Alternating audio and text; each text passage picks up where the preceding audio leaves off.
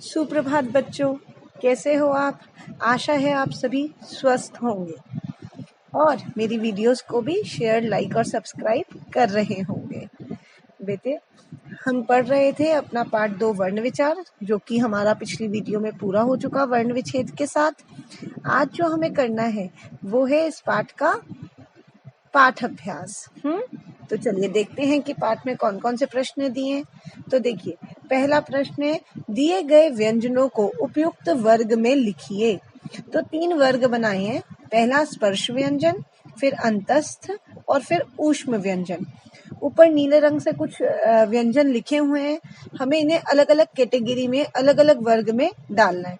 तो आप जानते हैं स्पर्श व्यंजन क, च, ट, त, प, ये जो 5 वर्ग हैं, इनमें जितने भी व्यंजन आते हैं, जो पहले 25 व्यंजन है वो इसमें आएंगे।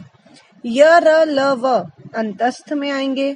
श, क्ष, स, ह ऊष्म में आएंगे। तो 4 अंतस्थ, 4 ऊष्म। अगर आपको ये 4 याद हो जाते हैं कि अंतस्थ कौन सा है और ऊष्म कौन सा है, तो बस आप इनमें से छांट लीजिए। य, र, ल, व में से कोई भी दिया हुआ है उसे अंतस्थ में लिख दीजिए। श, क्ष, स, ह में से कोई दिया हुआ है तो उसे ऊष्म में लिख दीजिए। बाकी जितने भी बचे हैं वो सब स्पर्श व्यंजन में जाएंगे। ठीक, थोड़ा इजी हो जाएगा आपके लिए, आसान हो जाएगा। इसका उत्तर मैंने यहाँ पर आपको लिखकर दिखाया हुआ है, तो पहले से स्वयं कीजिएगा, उसके बाद उत्तर को देखिएगा। फिर दूसरा प्रश्न दिया है, नीचे दिए गए शब्दों के साथ उपयुक्त मात्राएं लगाकर विभिन्न शब्द बनाएं। जैसे मन में आ की मात्रा लगा दी, माना, मानी, मानो, मनु। कोई लॉजिकल, कोई सही सार्थक शब्द बनना चाहिए, ऐसे नहीं कि कुछ भी बना दिया। तो नीचे कुछ शब्द दिए हुए हैं, टल, तो टाला, टली, टालो, ठीक है, टाले, कुछ भी बन सकते हैं। कल, कली, काला, काले, ठीक है, काली, कुछ भी आप बना सकते हैं। तो ये बहुत आसान है, इसको मेरा समझाने वाली कोई बात नहीं है। फिर देखिए नीचे है, निम्नलिखित शब्दों का वर्ण विच्छेद कीजिए। 2 शब्द यहाँ दिए हैं, प्रयोग और निर्धन, और बाकी के 3 शब्द इधर हैं, गृह, सम्मान और हार्दिक। तो इनका वर्ण विच्छेद पहले आप स्वयं करेंगे, ठीक। और मैंने सारा वर्ण विच्छेद आपको समझाया था, मुझे पूरी उम्मीद है कि आप खुद ही इसे कर लेंगे।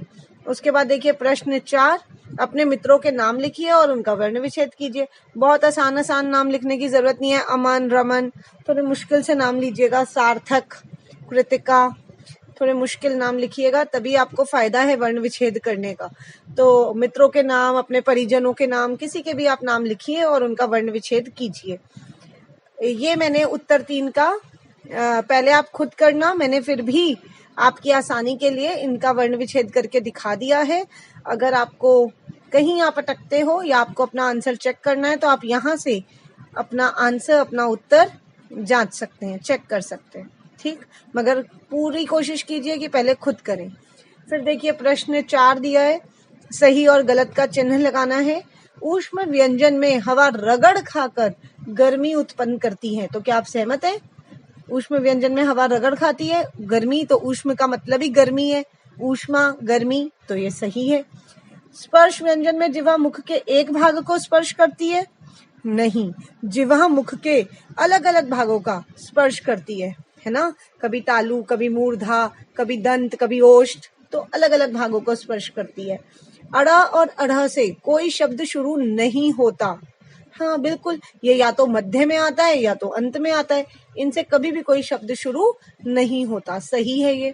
वर्ण भाषा की खंडित इकाई है, तो हाँ, भाषा के जब हम खंड कर देते हैं, छोटे छोटे टुकड़े कर देते हैं, उसी को वर्ण कहते हैं। क, अ, ई, म, तो ये भी सही है। व्यंजन को स्वरों की सहायता चाहिए, तो बताइए, बिल्कुल सही है ना ये, कि हाँ, व्यंजनों को स्वरों की सहायता चाहिए होती है। हर व्यंजन के अंदर स्वर होता है, बिना स्वरों के व्यंजन बोले ही नहीं जा सकते, तो ये भी सही है। तो इसका उत्तर मैंने यहाँ दे दिया, पहले का सही, फिर गलत और आखिरी के तीनों सही। अब 5वां प्रश्न है आपका, रिक्त स्थान की पूर्ति कीजिए। अनुस्वार स्वर के बाद आने वाली डैश ध्वनि है, ठीक है। तो कौन सी ध्वनि है? नासिक्य ध्वनि है। अनुस्वार जो है वो नासिक्य ध्वनि है। व्यंजन को जब दूसरे व्यंजन से मिलाते हैं, एक व्यंजन को जब दूसरे व्यंजन से मिलाते हैं, तो खड़ी डैश हटा दी जाती है, तो खड़ी पाई हटा दी जाती है। पाई जो सीधी रेखा होती है उसको हम हटा देते हैं। ठीक, फिर स्वर डैश में बदल जाते हैं, तो स्वर किस में बदल जाते हैं? स्वर मात्राओं में बदल जाते हैं। वर्ण विच्छेद करते हुए हमने देखा था कि स्वर ना लिखकर उसकी मात्रा, स्वर किस में बदल जाते हैं? मात्रा में। ठीक है, स्वर के स्थान में हम मात्रा लगा सकते हैं। फिर है ह्रस्व स्वर को डैश स्वर भी कहते हैं। वैसे तो ह्रस्व स्वर को मूल स्वर भी कह सकते हैं क्योंकि ये बेसिक स्वर है, अ ई उ और री, ये चारों। लेकिन इन्हें आप क्या कह सकते हैं? लघु स्वर, लघु स्वर भी कहते हैं। ह्रस्व स्वर को लघु स्वर, छोटा, कम समय लग रहा है ना, इसमें लघु समय लग रहा है, कम समय, तो इसको लघु स्वर भी कहते हैं। विसर्ग का प्रयोग केवल डैश शब्दों में किया जाता है। तो कौन से शब्दों में विसर्ग आप देखते हो? संस्कृत के शब्दों में, है ना। जितने भी संस्कृत के शब्द हैं उनमें ज्यादातर आपको विसर्ग देखने को मिलेगा। ठीक, तो ये मैंने उत्तर भी, आपकी कोई गलती ना हो लिखने में, तो मैंने ये उत्तर भी आपको लिखकर दे दिए हैं। तो ये इस तरीके से आपका पाठ अभ्यास खत्म होता है।